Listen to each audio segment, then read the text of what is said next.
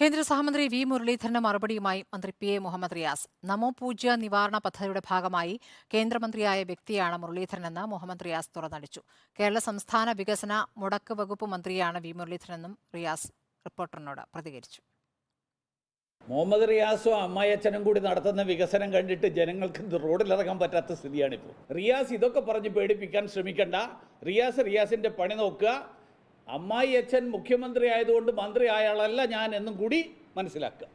കേന്ദ്ര സഹമന്ത്രി വി മുരളീധരൻ കഴിഞ്ഞ ദിവസം നടത്തിയ ഈ പരാമർശങ്ങൾക്ക് മന്ത്രി പി എ മുഹമ്മദ് റിയാസിന്റെ മറുപടി ഇങ്ങനെ: കേന്ദ്രമന്ത്രി വി മുരളീധരന്റെ രാഷ്ട്രീയ സംസ്കാരമാണ് അദ്ദേഹം കാണിച്ചിട്ടുള്ളത്. അതേ രീതിയിൽ മറുപടി പറയാൻ ഞാൻ പ്രതിദാനം ചെയ്യുന്ന പ്രസ്ഥാനം എന്നിൽ അത് പഠിപ്പിച്ചിട്ടില്ല.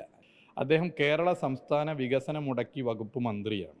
അദ്ദേഹം നമോ പൂജ്യ നിവാരണ പദ്ധതിയുടെ ഭാഗമായി കേന്ദ്രമന്ത്രിയായ ആളാണ്. അത് വല്ലാത്തൊരു വികൃത മനസ്സാണ്. ജനിച്ചു വളർന്ന നാട് നശിക്കണം എന്നാഗ്രഹിക്കുന്ന മനസ്സാണ്. ജനങ്ങൾ നികുതി അടക്കുന്ന പണം സംസ്ഥാനത്തിന്റെ അവകാശമാണ്. കേരളത്തിന് അർഹമായ തുകയാണ് ചോദിക്കുന്നതെന്നും കേന്ദ്രത്തിലെ പണമല്ലെന്നും മുഹമ്മദ് റിയാസ് പറഞ്ഞു. ഇവിടുത്തെ ജനങ്ങൾ നികുതിയടച്ച പണം, ആ പണം സംസ്ഥാനത്തിന് അവകാശമായി ലഭിക്കേണ്ട പണം, അത് തരാത്തതിനാണ് ചോദിച്ചത്. അദ്ദേഹത്തിന്റെ തറവാട്ടെന്ന് പൈസ ചോദിച്ചതല്ല. അത് പ്രശ്നം. Reporter Mubashir P Akbar, in reporter, Pathanamthitta.